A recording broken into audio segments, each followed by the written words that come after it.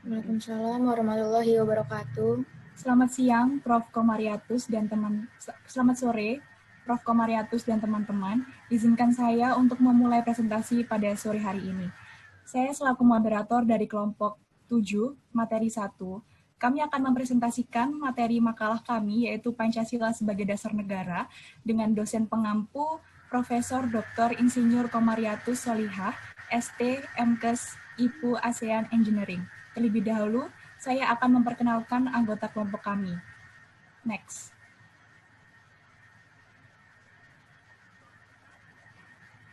Yang terdiri dari Khairun Nisa, Rizky Putri, Fibulah Rai'ah, dan dengan saya sendiri Anissa Cahya. Next.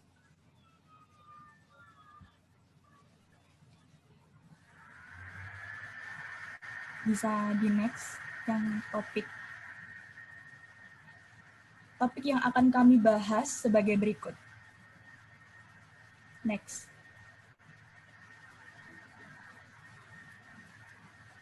Untuk materi pertama akan disampaikan oleh Saudari Khairun Nisa. Waktu dan tempat dipersilahkan. Baik, terima kasih Anissa atas kesempatannya. Izinkan saya untuk memberikan materi tentang Pancasila. Pancasila merupakan dasar pengaturan nilai dan norma pemerintahan sebagai penyelenggara negara. Oleh karena itu, Pancasila adalah sumber dari segala sumber hukum. Dan Pancasila adalah sumber peraturan perundang-undangan negara, bagian yang mengatur seluruh konstituen NKRI beserta rakyat, wilayah, pemerintahan negara bagiannya. Next. Yang kedua adalah Pancasila menurut para ahli. Yang pertama adalah menurut Muhammad Yamin. Menurut beliau, Pancasila berasal dari kata panca yang berarti 5 dan sila yang berarti sendi, asas atau dasar. Dengan demikian, Pancasila merupakan 5 dasar yang berisi pedoman atau aturan tentang tingkah laku yang penting. Yang kedua adalah menurut Notonegoro. Menurut beliau, Pancasila merupakan dasar falsafah ideologi negara yang diharapkan menjadi pandangan hidup bangsa Indonesia sebagai dasar pemersatu, lambang persatuan dan kesatuan, serta sebagai pertahanan bangsa negara Indonesia. Yang ketiga adalah menurut Insinyur Soekarno. Menurut beliau, Pancasila adalah jiwa bangsa Indonesia yang turun-menurun sekian abad lamanya. Next. Selanjutnya adalah Pancasila sebagai dasar negara. Pancasila sebagai dasar negara berarti Pancasila merupakan dasar atau landasan, pedoman untuk penyelenggaraan negara. Dengan demikian, Pancasila digunakan sebagai tonggak untuk merumuskan semua peraturan perundang-undangan dan peraturan lainnya yang mengatur segala bidang kehidupan, termasuk politik, ekonomi, sosial, budaya, pertahanan, dan keamanan negara. Next. Selanjutnya adalah hubungan antara Pancasila dengan Undang-Undang Dasar 1945. Pancasila sebagai dasar negara Indonesia tentu memiliki hubungan yang sangat erat dengan hukum dasar atau Konstitusi Indonesia, yaitu Undang-Undang Dasar 1945. Bagian terpentingnya adalah pada pembukaannya. Di dalam pembukaan Undang-Undang Dasar tersebut telah terkandung 4 pokok pikiran yang merupakan sebuah cita-cita hukum. Nah, yang pertama adalah negara akan melindungi segenap bangsa dan seluruh tumpah darah Indonesia. Dalam konteks ini, sebuah negara wajib untuk lebih mementingkan kepentingan negara di atas kepentingan lainnya. Yang kedua adalah negara mewujudkan keadilan sosial bagi seluruh rakyatnya. Dalam konteks ini berartikan bahwa sebuah negara harus mewujudkan keadilan akan kesejahteraan sosial dalam kehidupan berbangsa dan bernegara. Selanjutnya adalah yang ketiga, negara harus berkedaulatan rakyat berdasarkan atas kerakyatan dalam permusyawaratan dan perwakilan. Hal ini berartikan bahwa dalam sebuah pelaksanaan kehidupan bernegara, tidak lepas dari peran rakyat sebagai kunci dalam pengambilan keputusan, di mana pemerintah harus memiliki sikap berdaulat yang disertai asas musyawarah. Musyawarah tersebut dilaksanakan oleh wakil-wakil rakyat yang dibentuk sebagai perwakilan dari seluruh rakyat Indonesia. Yang keempat adalah negara berdasarkan atas ketuhanan yang Maha Esa yang berdasarkan pada kemanusiaan yang adil dan beradab. Dalam konteks ini bermaksud bahwa sebuah negara memiliki landasan dan dasar yang telah dianut, yaitu dengan adanya Tuhan Yang Esa. Hal itu diseimbangkan dengan sikap kemanusiaan yang adil dan beradab dari rakyat Indonesia. Sekian penjelasan dari saya. Untuk materi selanjutnya akan disampaikan oleh rekan saya, yaitu Fibula. Tempat dan waktunya dipersilahkan.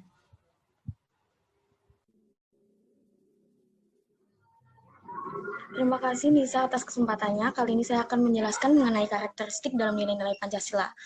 Pada sila pertama, Ketuhanan Yang Maha Esa memuat pengakuan atas keberadaan Tuhan sebagai pencipta alam semesta dan isinya. Sila kedua, kemanusiaan yang adil dan beradab memuat rumusan tentang sifat umum masyarakat Indonesia yang mengakui persamaan kedudukan antar manusia serta memiliki hak dan kewajiban yang sama sebagai warga negara yang dijamin oleh negara. Sila ketiga, Persatuan Indonesia merupakan perwujudan dari paham kebangsaan Indonesia sebagai sebuah bangsa yang berhasil memahami individu, kelompok, suku, bangsa, dan mengedepankan persatuan kesatuan bangsa agar tidak mudah terpecah belah. Sila keempat, yaitu kerakyatan yang dipimpin oleh hikmat kebijaksanaan dalam permusyawaratan perwakilan, merupakan pelaksanaan utama demokrasi di Indonesia berdasarkan asas musyawarah dan kekeluargaan. Sila kelima, keadilan sosial bagi seluruh rakyat Indonesia merupakan salah satu tujuan negara yang ingin mewujudkan masyarakat Indonesia yang adil dan sejahtera berdasarkan Pancasila. Next.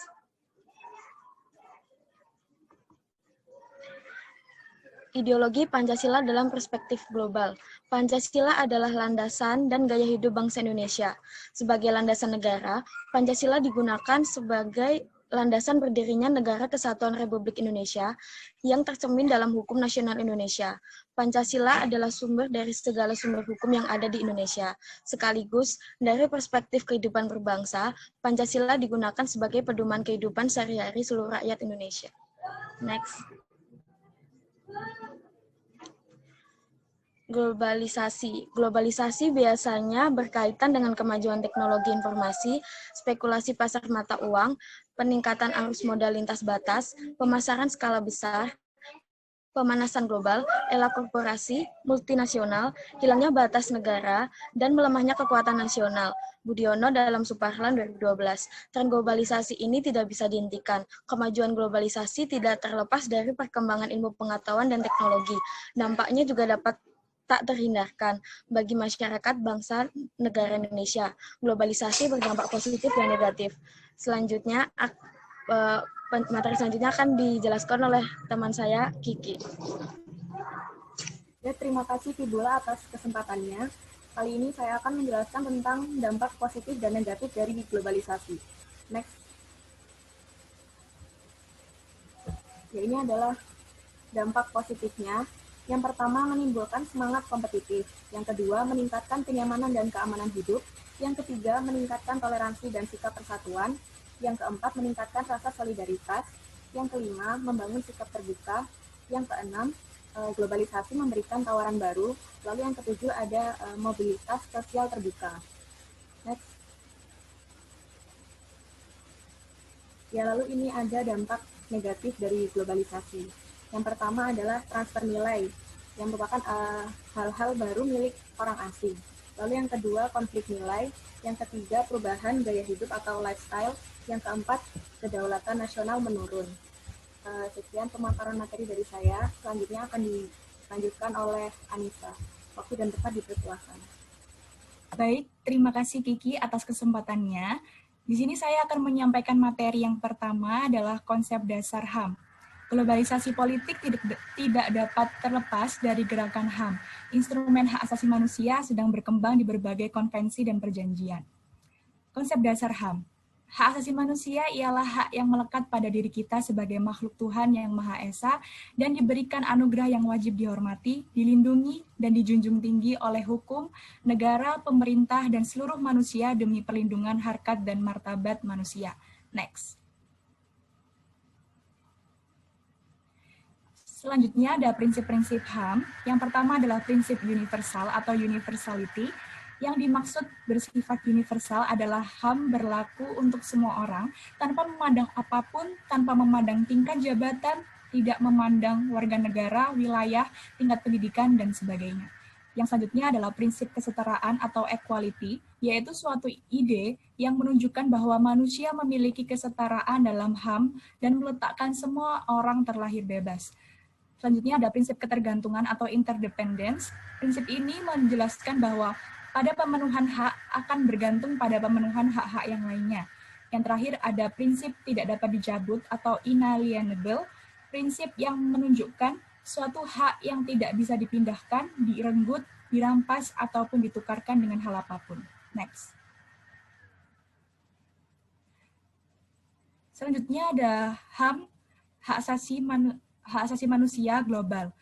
Dominasi ekonomi serta ketergantungan negara-negara dunia ketiga atau non-komunis menyebabkan dibuatnya aturan dan standar barat pada hak asasi manusia dunia.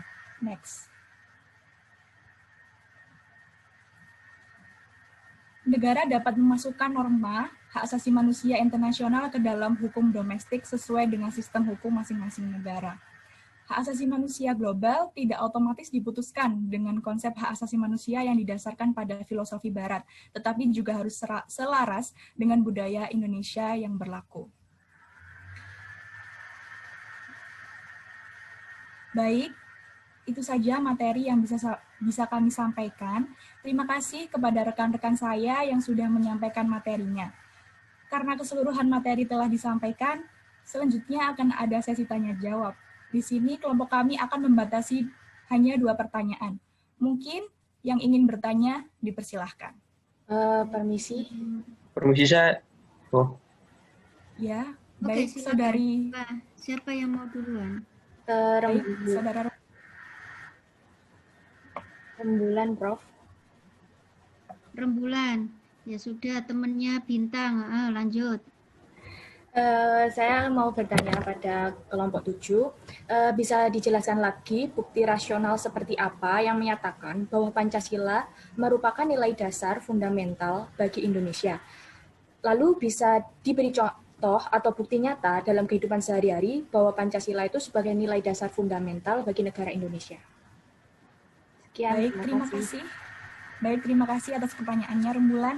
Akan kami tampung terlebih dahulu pertanyaannya. Apakah ada pertanyaan lagi? Saya Prof, izin bertanya. Ya, Nak Baktiar, silakan, Nak. Apa yang harus dilakukan oleh generasi muda seperti kita supaya dasar negara kita yang mana Pancasila tetap eksis hingga di masa yang akan datang? Terima kasih. Oke. Baik, terima kasih atas pertanyaannya, Baktiar. Akan kami tampung terlebih dahulu pertanyaannya. Mungkin rekan-rekan dari kelompok saya ada yang ingin menjawab pertanyaan dari saudara Baktiar maupun saudari Rembulan. Dipersilahkan. Permisi, saya akan menjawab pertanyaan dari Baktiar terlebih dahulu. Apakah dipersilahkan? Nak Rizky. Ya. Untuk pertanyaan Baktiar mungkin seperti ini ya.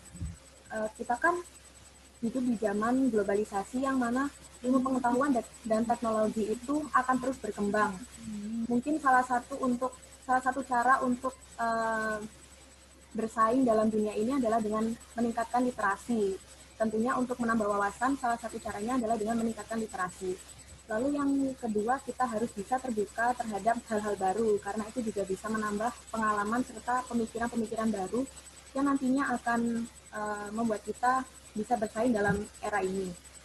Lalu mungkin yang ketiga, untuk mengamalkan sila Pancasila yang keempat, kita bisa berkontribusi memajukan Indonesia dengan menjadi relawan mungkin ya. Saat ini juga banyak komunitas maupun organisasi non-profit yang sudah bergerak memberikan solusi bagi isu-isu sosial yang ada di Indonesia. Seperti itu. Apakah dari kelompok saya ada yang ingin menambahkan? Saya izin menambahkan jawaban dari Kiki, Ibu. Selain hal itu, menurut saya yang dapat membuat eksis itu adalah dengan mendukung produk lokal Indonesia. Karena dengan membeli produk lokal Indonesia, kita memberikan dukungan untuk usaha kecil menengah. Dan secara tidak langsung juga membuat mendongkrak mata uang rupiah. Selanjutnya, Dengan kita menjadi pengguna internet dan media sosial yang baik, kita dapat membuat karya dan konten positif yang dapat diterima oleh seluruh masyarakat, baik di Indonesia maupun mancanegara. Mungkin itu saja yang dapat saya sampaikan.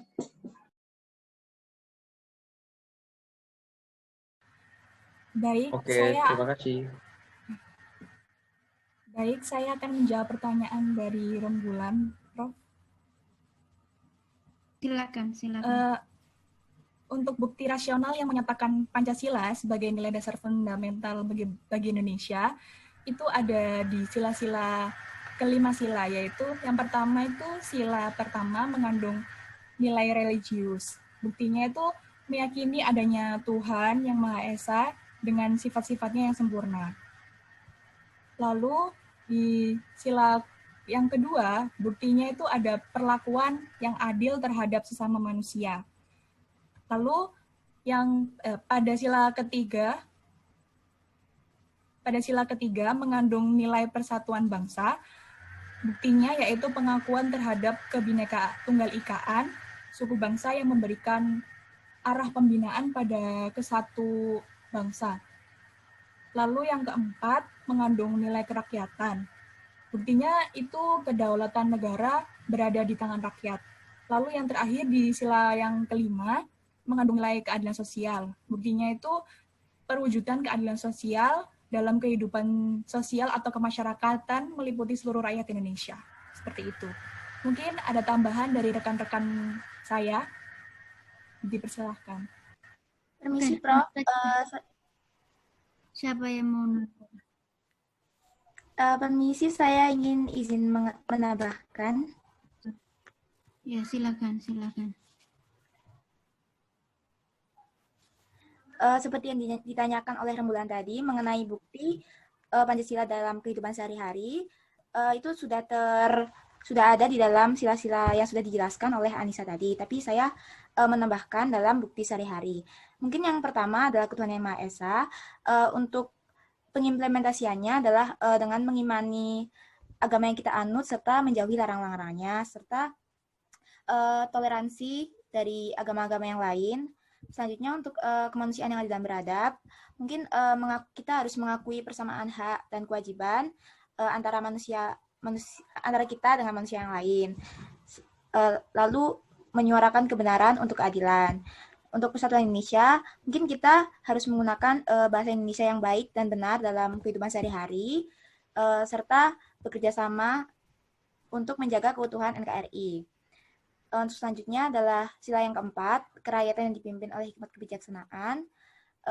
Pengimplementasiannya adalah dengan melakukan musyawarah mufakat untuk memperoleh tujuan bersama, lalu dengan mengedepankan toleransi dan keadilan. Yang terakhir adalah keadilan sosial, mungkin dengan mengedepankan sikap adil sesama manusia dengan melaksanakan kewajiban dan menghormati hak orang lain, seperti itu.